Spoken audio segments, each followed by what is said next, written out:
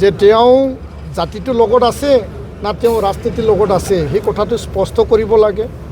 আৰু ৰাজনীতিৰ স্বাৰ্থত এপচুক দুখ জাপি একো লাভ নাই।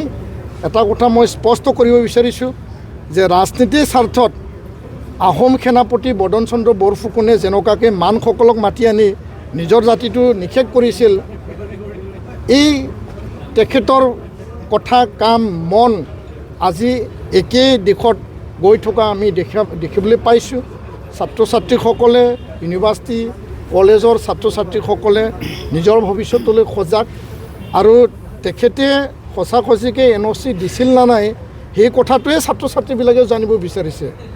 আৰু তেখেতসকলে তেওঁলোকৰ চৰকাৰৰ দলে যোনটো কৈ আছে, মই কোনো চৰকাৰৰ দলৰ বিৰোধী নহয়, কিন্তু তেওঁলোকে যোনটো কৈ আছে এই কথাটো আমি স্পষ্টকৈ জানো যে তেওঁ এক্সিষ্টিং ট্ৰাইবেলৰ ক্ষতি নোহোৱাকৈ জনজাতিক কাকবা দিয়াত অধিকাৰ দিয়াত আমাৰ আপত্তি নাই বুলি যোনটো কথা NOCত লিখা বুলি কৈছে, এইটো সম্পূৰ্ণ মিছা, এইটো মিথ্যা। কাৰণ এই NOCত ডাইৰেক্ট গৃহ মন্ত্ৰালয় আৰু জনজাতি পৰিক্ৰমা মন্ত্ৰালয়ক ST দিব লাগে বুলিহে তাত লিখা আছে। গতিকে এইবিলাক মিছা কথা কৈ একো লাভ নাই।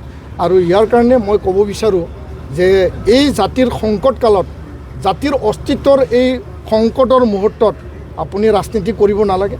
আপুনি জাতিটোৰ লগত আছে না আপুনি NOCৰ লগত আছে। আৰু মই ক'ব বিচাৰোঁ যদি আপোনাৰ ইমানেই আপত্তি আছে আৰু পুনৰ NOC পঠাই দিয়ক। যিহেতু বাৰম্বাৰ কৈ আছে যে আমি আকৌ পুনৰ NOC দিব, দি দিয়ক, আমাৰ আপত্তি নাই। আমাৰ কাম, আমাৰ সংগ্ৰাম, আমাৰ ৰক্ষণাবেক্ষণ, আমাৰ ৰক্ষা কৱচ আমি কাম কৰি যাম। আৰু আপুনি ৰাজনীতিৰ স্বাৰ্থত যদি NOC দিব মন আছে তেতিয়াহ'লে আকৌ দিয়ক, আমাৰ ক'ব লগা একো নাই।